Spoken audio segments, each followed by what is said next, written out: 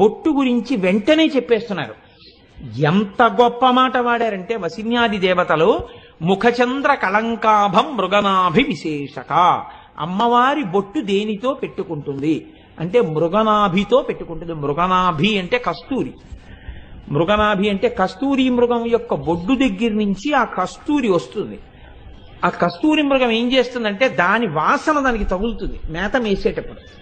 అబ్బా ఎంత సువాసన వస్తుందో, ఎక్కడిదో ఈ సువాసన అనేది అడివంతా పరిగెడుతుంది.